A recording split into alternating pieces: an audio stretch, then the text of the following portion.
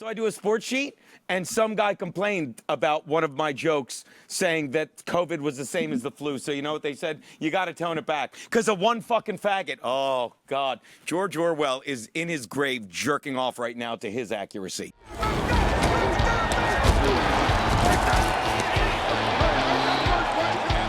action fakes it to pass in zone. Yes, touchdown.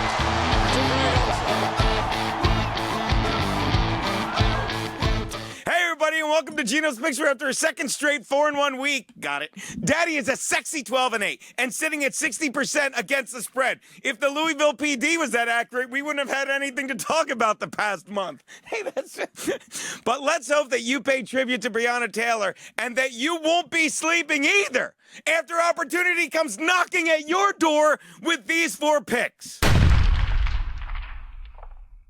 My first pick, the Bengals are getting 13 0 from the Ravens in B-More. What don't you get about Joe Burrow? The kid knows how to play football, and even when you put him on a team like the Bengals that stinks, he still does what he's supposed to. And a team as bad as the Bengals are supposed to lose to the Browns. You're supposed to lose to the Chargers. But he could have won had that kicker not missed a chip shot field goal at the end of regulation. He would have beaten the Eagles. He scored 3 unanswered TDs or points had the defense not folded in the final minute of regulation. And last week, he did beat the Jags, finally getting his first win. He's thrown for 300 yards in each of his last 3 games. And the game we really need to focus on is the one game no one gave him a chance to win against the Browns, because he fucking took every prevent defense scoring opportunity they gave him and he hit it. And if you think the Ravens are suddenly going to scare this kid into rookie mistakes that he hasn't made since he left Ohio in high school, well, you're silly. The Bengals may lose this, but they ain't doing it by double digits when all is said and done. Not to mention, and we've been on 2 of them,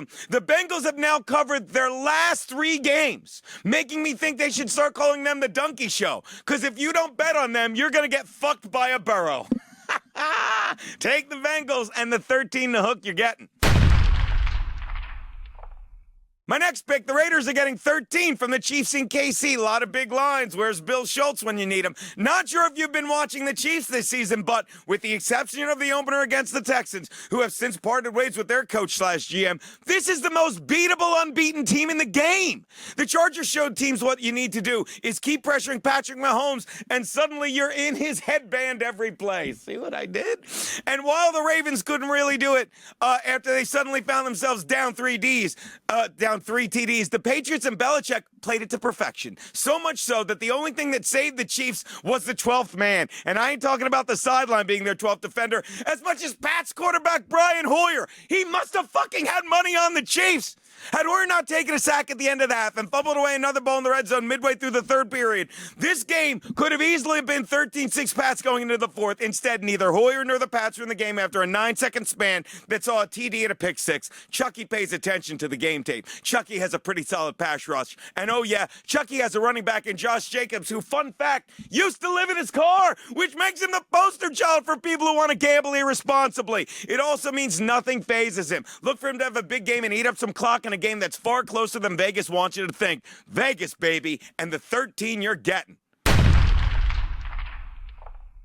Let's go to the well one too many times. We got in on Kirk Cousins, we got out. We got in, we made our money, he didn't fuck us. So let's not bet against him for a while. We bet on him, right? So let's stay away from Kirk Cousins. Fuck you! The Seahawks are giving 7 to the Vikings in Seattle. If you think Kirk Cousins isn't heading into this game already knowing that he's not only about to lose another primetime game, this is Sunday night, but that he's going to do it against the definition of the quarterback that he gets paid what he's worth, then you know nothing about football. Cousins does have something going for him. He'll be playing in front of an empty Seattle Quest Field, which Cousins actually said. Did you hear this? Early in the pandemic, Kirk Cousins said the idea of empty stadiums when it was being floated, he said playing in empty stadiums would actually be, you ready? Refreshing.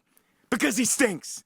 Fucking, you know how refreshing it is not to have people losing their minds every time you throw a pick in the red zone? How refreshing it is to trot off the field after 4 straight 3-and-outs without the chorus of boos? You know what else will be refreshing? You'll be fucking refreshing your gambling website every 3 minutes if you pick the Vikings, hopelessly wondering why they can't get within 10 points of Seattle. How bad is Cousins? As bad as the slow speed on this teleprompter. Put it to you this way. The only team he has beaten fired their coach the next fucking day. day.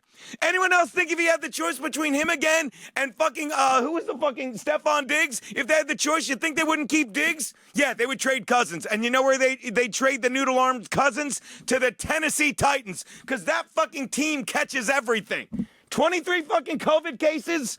Fucking take a vitamin C, you faggots. Take the Seahawks and lay the TD.